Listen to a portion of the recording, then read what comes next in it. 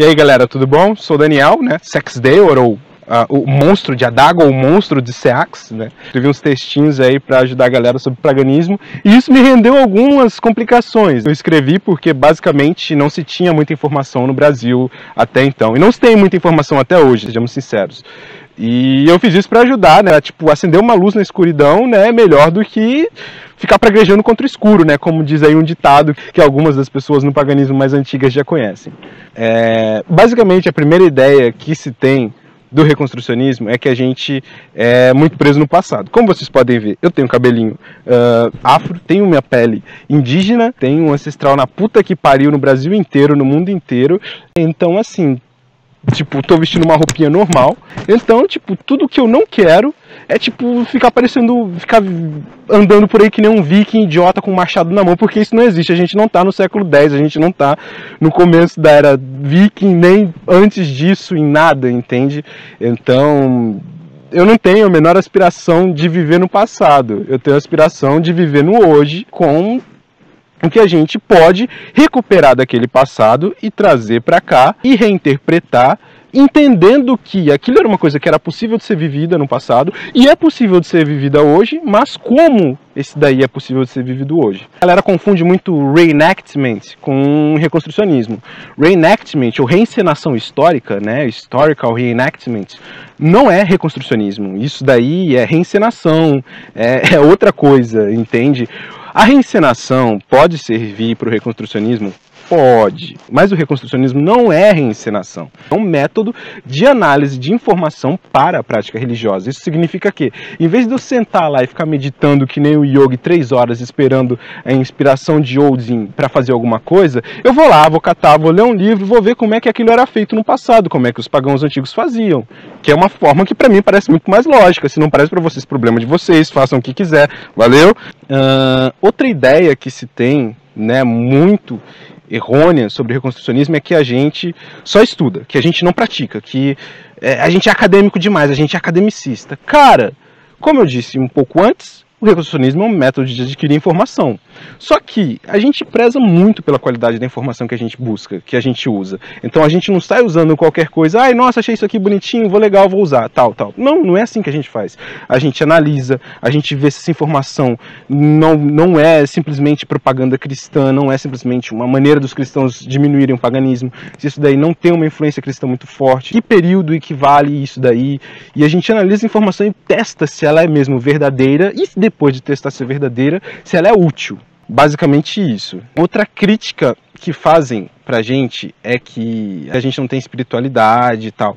Cara, é que assim, depois que você entende o paganismo de outra forma, você vê que nem tudo está relacionado à espiritualidade, que existe muito mais coisas importantes também, e que algumas ideias que a gente tem, que algumas pessoas chamam de espiritualidade, não necessariamente equivalem à nossa prática. Isso significa que a gente é contra? Não, é porque para a gente conseguir se exprimir sobre o que nós pensamos sobre esse assunto, a gente precisa falar o que a gente pensa da outra coisa, porque, por exemplo, assim, se me perguntarem qual o tom de vermelho de uma árvore, só que, porra, a árvore é verde. Como é que eu vou falar pra você? É um vermelho claro. Porque, tipo, não tem como dizer que é um vermelho claro se é verde. Eu vou dizer, olha, não é vermelho, é verde. E às vezes esse falar que não é vermelho, é verde, faz com que as pessoas... Ah, nossa, o cara tá dizendo que tá... Não, calma, gente, não é assim. Isso é a forma que eu penso. Isso é a forma que a gente vê através da análise reconstrucionista. Se não é a forma que você vê, de boa, passa a bola pra frente. Vai procurar alguém que, sabe, que nem o Sartre diz, né? Quando a gente vai atrás de uma pessoa, a gente já vai tendo uma ideia do conselho que a gente quer. Quando a gente escuta uma resposta que a gente não quer, aí a gente procura outra pessoa até que ele dê a resposta que a gente queira. Muitas vezes os reconstrucionistas não têm as ideias que as pessoas querem, justamente porque as ideias que eles têm, muitas vezes, são mais embasadas nas tradições do passado do que na Wicca, do que nas religiões neopagãs ou cristãs do presente que nos influenciam. Então, assim, nos influenciam de maneira inconsciente, porque a nossa visão de mundo, de todos nós, é cristianizada. Então o esforço dos reconstrucionistas, um dos esforços principais é descristianizar a nossa visão de mundo, tirar a influência cristã da nossa própria forma de enxergar a realidade, enxergar nossas relações com as outras pessoas, de enxergar nossas relações com a natureza, de enxergar nossas relações com nossos ancestrais, com os deuses, etc. Isso faz com que pra gente o paganismo não seja só uma religião, não seja só uma espiritualidade, não seja simplesmente algo que é traduzido nessas palavras que a gente está acostumados a ver. Esses dias eu até fiquei meio puto porque eu vi um comentário num post sobre paganismo, o cara falando assim, olha, sem a fé você cai. Na verdade, a ideia de fé é uma coisa bastante relativa à ideia de visão que nós temos no Ocidente pós-cristianismo, porque não necessariamente fé é um conceito germânico, é um conceito pagão. Quem tem uma relação com divindades, com o mundo sobrenatural, com etc., através da fé, seja feliz, mas assim, nem todas as pessoas, nem todos os pagãos têm esse tipo de relação através da fé. Isso significa que a gente não acredita em deuses, que a gente é ateu? Não, é porque a gente desenvolve uma relação mais baseada nas ações do que na crença. Então a gente preza mais pela manutenção dos rituais, da ortopraxia e não da ortodoxia, como eu já falei em um outro vídeo aí explicando esses dois conceitos. Então a gente preza mais por se fazer os rituais adequados, as situações adequadas, do que simplesmente, nossa, eu acredito e tá tudo bem, é isso aí, sabe? Pra gente não é assim. Simplesmente são divisões diversas de paganismo que podem coexistir, que não precisam se excluir, e tipo, não vou sentar com ele porque ele é reconstrucionista, sabe? Não é assim que funciona. Como a gente visa bastante esse caráter da ação, uma das coisas muito importantes para nós são as questões relacionadas ao theo, que significa costumes, virtude, ética, que envolve tanto a parte religiosa quanto a parte secular do paganismo, porque isso não era separado, não existia vida religiosa e vida secular, era tudo uma coisa só para os antigos.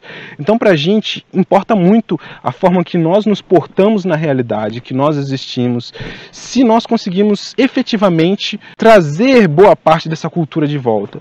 Porque aí a gente vai entrar no ponto que é mais importante para fechar, que é a distinção entre uma religião baseada simplesmente na espiritualidade e uma religião baseada na cultura. Cultura e religião no paganismo antigo não eram coisas separadas. A gente tende a separar isso hoje, mas elas não eram coisas separadas nos tempos antigos, nos tempos pagãos. Então, isso é uma coisa muito importante de se entender, porque quando a gente fala de reconstrucionismo, a gente não está falando só de rituais, de culto a divindades, de culto a Vetir, Landvetter e ancestrais. A gente não está falando puramente de uma forma de se relacionar com as outras pessoas, de uma ética. A gente não fala simplesmente dessas coisas que uma comumente engloba. A gente está falando de se trazer uma visão de mundo, uma forma de ver a realidade antiga de volta à vida. A gente está falando de trazer uma cultura de volta à vida. Essa cultura se manifesta de muitas formas, tanto intelectuais no nosso pensamento, quanto materiais, nas formas que a gente se veste, nas formas que a gente age, etc, etc, etc. Em várias outras coisas. Então, assim, se você tem uma visão de paganismo voltada à sua espiritualidade pessoal, porra, cara, muito legal, muito bem, sabe? Viva isso, mas assim, nem todas as pessoas têm essa visão. Várias pessoas têm uma visão de paganismo mais voltado para o aspecto cultural. E a gente não acha que isso é menos religioso, inferiormente religioso. Muito pelo contrário. A gente acha que a gente acabou deixando mais aspectos do cristianismo do que comumente são deixados. A gente preza por essas ideias, por a gente entender que isso nos torna mais próximos daquilo que os antigos faziam, porque pra gente isso importa. Se pra você não importa, tudo bem. Mas assim, se o cristianismo não tivesse convertido a Europa, como estaria o paganismo germânico hoje? É uma questão a se perguntar. E a partir da resposta para essa pergunta que a gente tenta dar com as nossas práticas, com as nossas ações, é que nós desenvolvemos o reconstrucionismo tribal, ou ridenismo reconstrucionista tribal, que visa se aproximar e continuar aquela cultura que foi deixada lá atrás. Então, assim, se esse não é o seu interesse, tudo bem, mas esse é o interesse da gente na nossa true liberdade, né? Esse é o interesse do ridenismo, do que a gente pode chamar como ridenismo ou heathenry tribal. E se você quiser entender mais, né, tipo, seja bem-vindo. E a gente tem essa abordagem, e a gente não discrimina ninguém que tem uma abordagem diferente da nossa, só que muitas vezes a gente se cansa de tentar explicar as coisas e as pessoas não quererem entender, as pessoas distorcerem e falarem titica, merda, asneira, puta que pariu. Espero que vocês possam usar esse vídeo e entenderem melhor as nossas ideias a partir disso, que possa ser útil. Se vocês gostaram, por favor, dê um like aí, né? Se inscreva no canal, né? A gente tenta aí trazer sempre que possível informações, né? De um ponto de vista reconstrucionista. E até a próxima. Tchau, tchau.